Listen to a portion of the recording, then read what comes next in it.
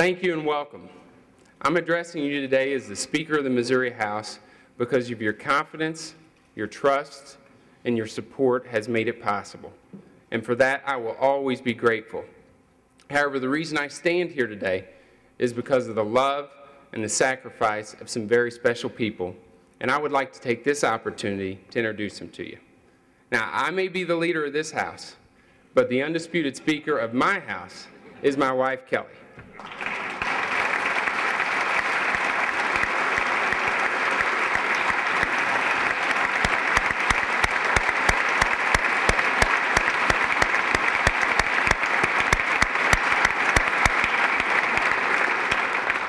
And I'm sure serving as your Speaker will undoubtedly be one of the most greatest achievements of my life. But the greatest honor and achievement of my life is being the father of Courtney and Corinne.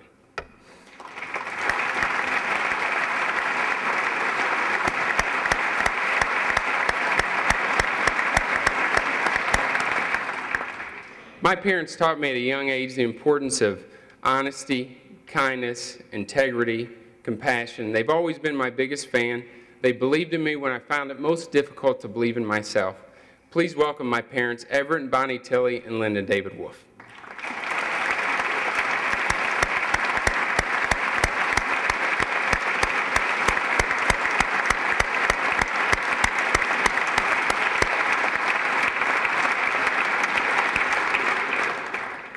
And last, but certainly not least, my role model, my best friend, my big brother, Jason.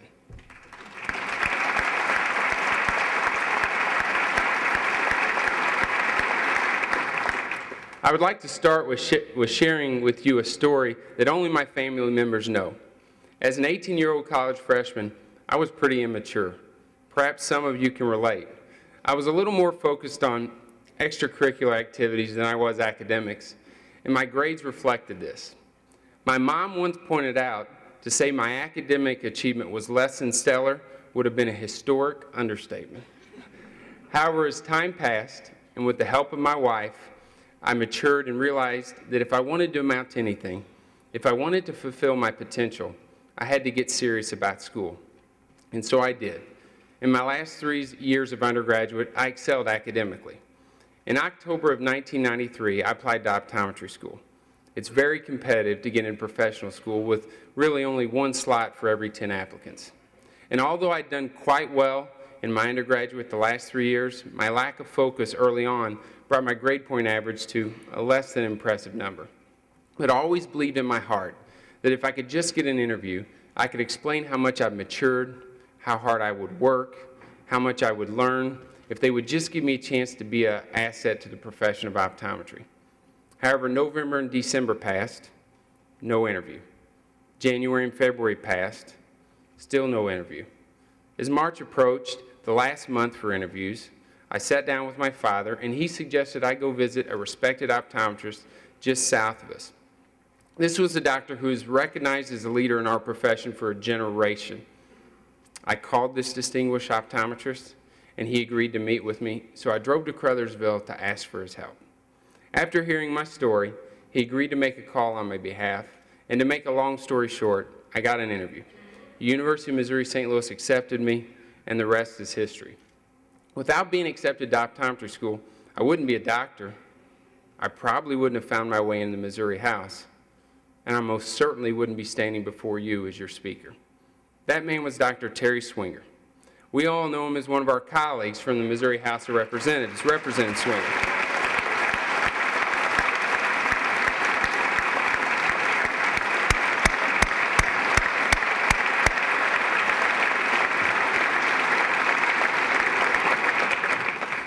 As I reflect on my past, with the exception of my family, Representative Swinger is the individual who's had the most profound, positive impact on my life. And I just wanted to stand here today and from the bottom of my heart say thank you.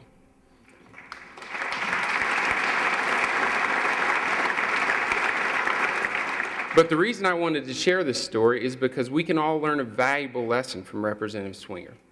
When I was a young man who needed help, when I was a young man who needed someone to believe in me, he didn't look at me as a Republican or a Democrat, especially not a future speaker. He looked at me as a person.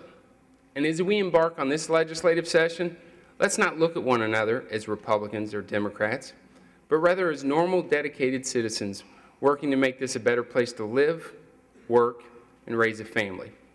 We're not always going to agree, not even within our own party, but we must agree to not let partisanship get in the way of good ideas.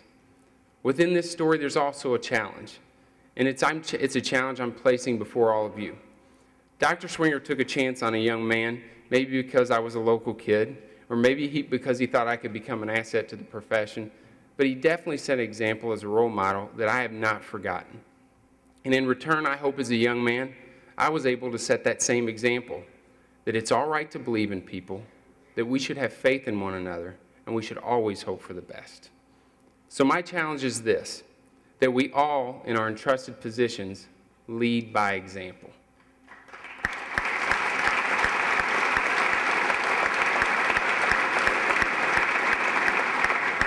As Republicans, we now control the largest majority, one of the largest majorities in our 200-year state history. Because of that, it is my belief that we have the greatest responsibility in leading by example. From the book of Luke, when someone has been given much, much will be required in return. And when someone is entrusted with much, even more shall be required. Missourians have entrusted us with the power of state government. And Missourians have been clear. They want, they need, and they deserve a change in a culture of how we operate. Missourians want legislative leaders who live by the same rules that they do.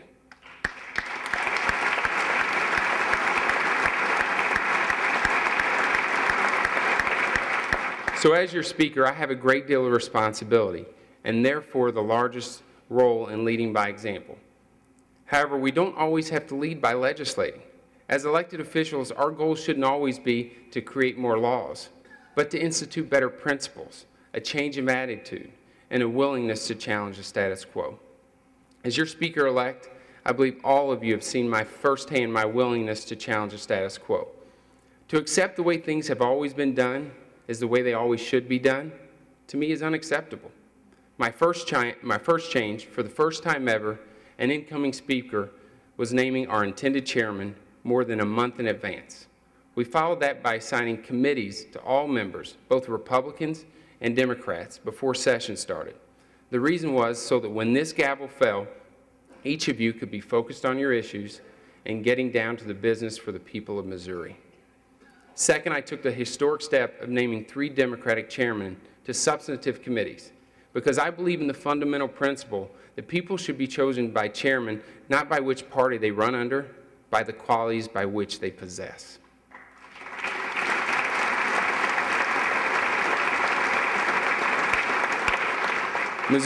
Missouri families face difficult times. Unemployment hovers at over 9%. These families have been forced to tighten their belt. We will also have to make more cuts here in the Missouri legislature, so we must lead by example. Together with Minority Leader Talboy, our combined leadership teams have identified savings of more than 10%, and in my office over 15%. I applaud our Republicans as well as our Democrats in working together to move this state in the right direction. This year, we will prove to the citizens of this state that government can and will tighten their belts and can and will do more with less.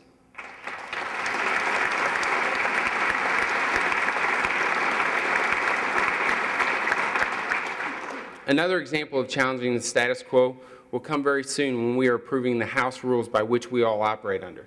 Within this set of rules, you will see several distinct changes, one of which removes partisan control from committees and reinstitutes the power of the minority leader to appoint his chosen members to a committee. The expansion of special committees was done under Republican control. It limited the power of the minority.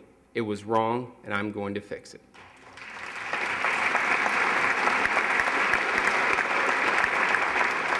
In addition, working with Budget Chairman Sylvie and the Appropriations Chairs, we will move to require cost containment plans from every state department. Departments must realize that we want to work together with them to improve efficiency, not just hear requests for more dollars. Further, I'm ready to grant a subpoena power to the Budget Committee to help root out waste, fraud, and abuse.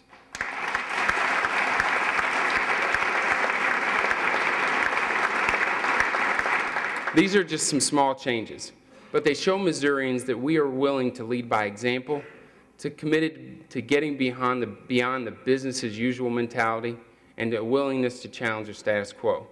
However, it will take more than this to get our state on the right track. As a citizen, I'm convinced that government cannot be the solution to every problem, but as a legislature, we need to do everything within our power to make sure that government's not the problem either. Today, I would like to lay out a plan called the Show Me Solutions Initiative. The principles of this plan are built on the principles by which Missourians expect us to govern: limited government, fiscal prudence, individual freedoms, personal responsibility, but it's also grounded in common sense. These are also ideas that are not entirely new, but with the change in focus, I believe they are completely achievable, because when we talk to Missourians across this state, their call has often been to show me solutions. There are 5 key components that I see are vital to our progress. The first is merely a pledge to the voters to tell them that we heard them loud and clear. We will force government to live within its means, we will balance our state budget, and we will hold the line on taxes, period.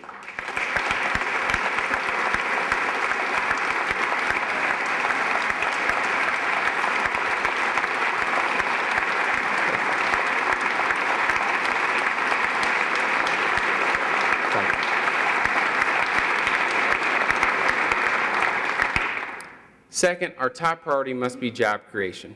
But let me be clear, government doesn't create jobs. Entrepreneurs, small business owners, and large employers do. Government's role isn't to run the economy, it's merely just to facilitate a business climate that allows the entrepreneurial spirit to thrive. But to create a better economic environment for all job creators, businesses must have a peace of mind that they will not be hampered by new regulations, by new fees, taxes, or frivolous lawsuits.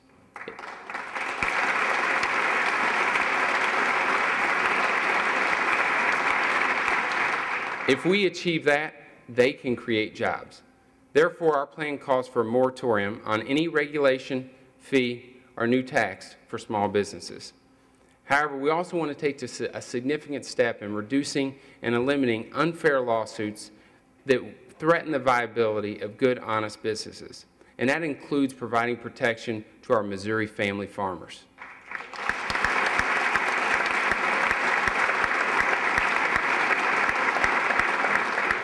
Third, bring more accountability to government.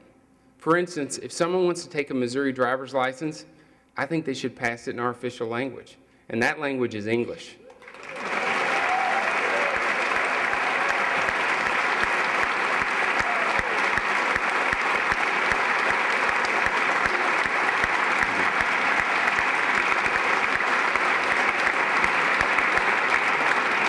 And as law enforcement personnel conduct citizenship verifications, why don't we cross-reference those individuals with a sexual predators list? And finally, we have to acknowledge as a state that human trafficking occurs in our state, and in its worst cases involves the sexual trafficking of children. Let us send a clear message to these worst of the worst that Missouri will not tolerate it and that no punishment is too severe.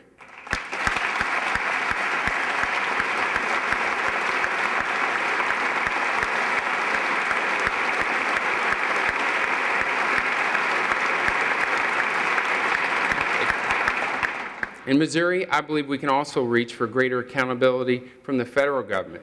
So we will work on a federal repeal resolution to band with other states to reject out of touch, out of control, and policies outside the federal government's authority.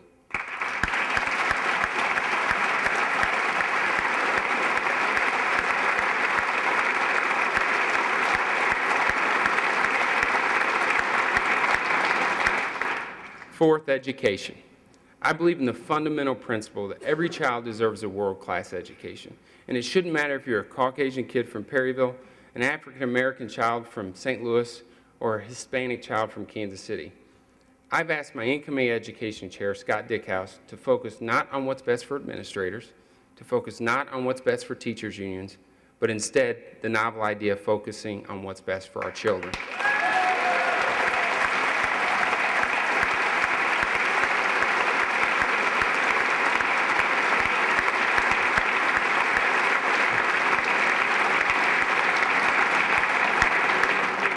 Therefore, we need to pass teacher tenure reform that will reward good teachers but provide local school districts with more control. We also need to consider adopting policies to address social promotion. We are doing our children an injustice by merely passing them along if they can't pass minimum standards.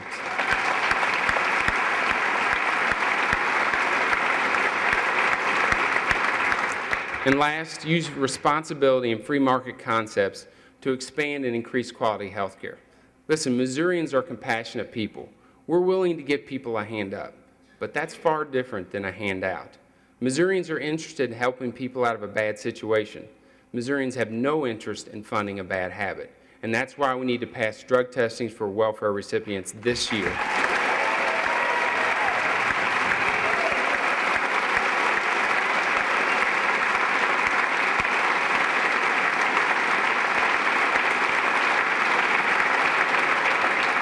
In Congress, they believe the first 100 days are essential to establishing progress. However, in the Show Me State, I believe we should set our standards higher. And so my last challenge, as well as yours, is that we shoot for success in our first 50 days. So that in the first 50 days of session, the House will have passed 75% of its priorities.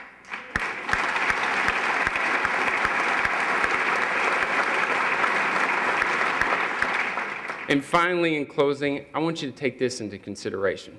There's roughly 6 million people in Missouri. Only 163 of us get the honor and the privilege to serve in the House of Representatives. We all have a unique but fleeting opportunity to make a difference in the lives of citizens all across the state. A few months back, I sat down with my father and he said, "Don't waste this opportunity." He told me I had a choice. As Speaker, I could hop in a boat, float downstream, not make any waves, and let the river of history take me through the paths of least resistance. And then, at the end of the ride, having not accomplished much, I could just be glad I was Speaker. Or I could hop out of that boat, create some waves, and chart a new course for this state. I'm choosing to chart a new course for this state, and I'm asking each and every one of you to chart that course with me.